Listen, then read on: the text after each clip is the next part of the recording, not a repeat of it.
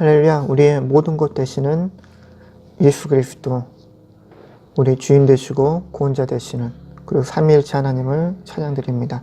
그분의 영광된 모습을 우리가 눈을 들어 바라볼 때 참으로 귀하고 참으로 놀랍고 참으로 웅장한 그 모습이 참으로 아름다운 것 같습니다. 오늘은 스스로 존재해 계시는 하나님에 대해서 알아보는 시간 갖도록 하겠습니다. 하나님은 스스로 존재하는 분이시죠. 여기서 스스로는 라는 말은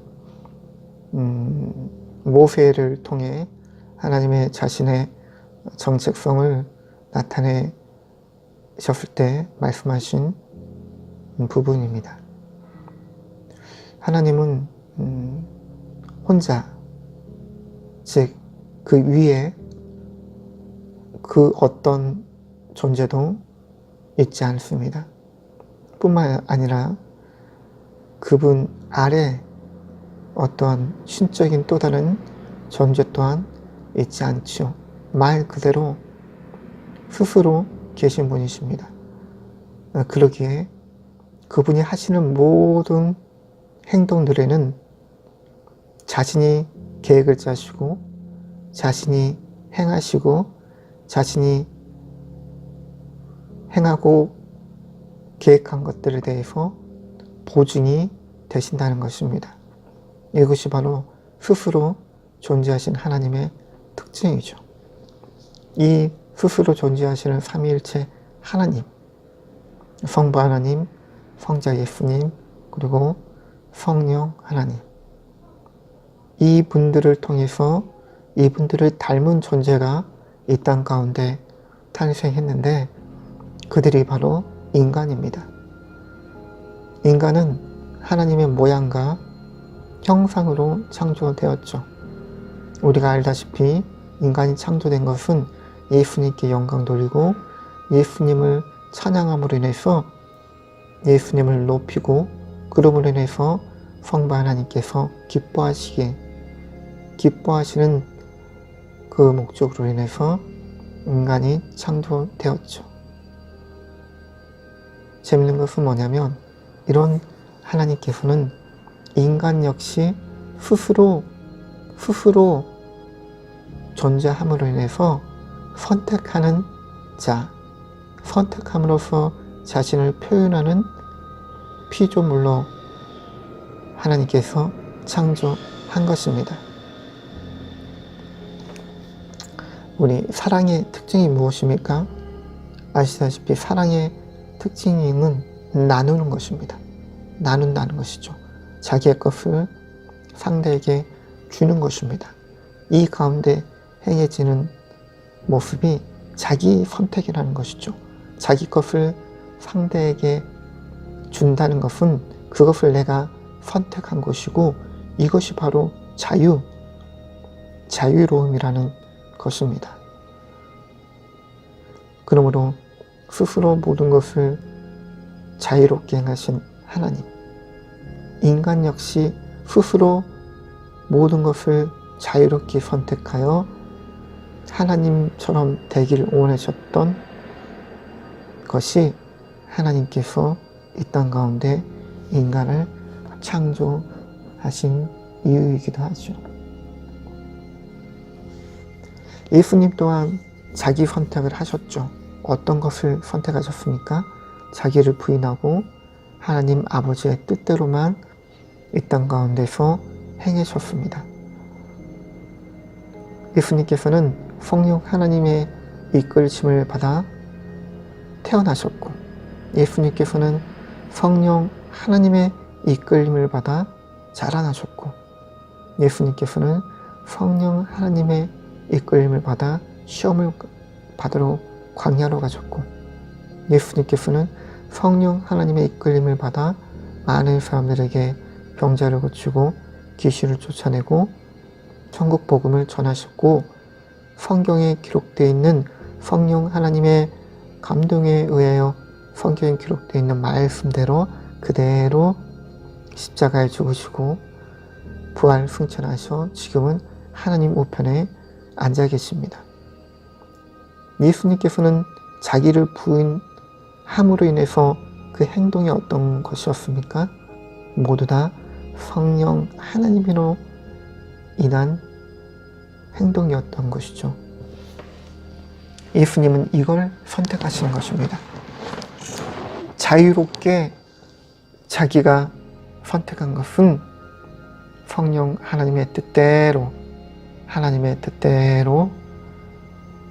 살아 하나님께 영광 돌리고 예수님 자신이는 아무것도 나타내지 아니하시고 오직 하나님 안으로 들어가서 하나님께 영광 돌리는 그 분이 바로 우리의 구주시고 우리의 임금이신 예수님이십니다.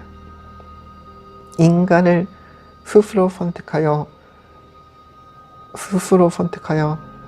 자기를 표현하는 존재로 만들었던 것은 하나님을 닮은 모습이면서 동시에 예수님을 닮은 모습이면서 당시에 성령 하나님을 닮은 모습이라는 것입니다. 그래서 하나님께서는 인간이 무엇이든 스스로 자유 가운데 자기 선택으로 사랑 안에서 선택하기를 원하셨죠. 이것을 형체로 나타내주고 행함으로 보여줬던 사람들을 우리는 믿음의 사람들이라고 부릅니다.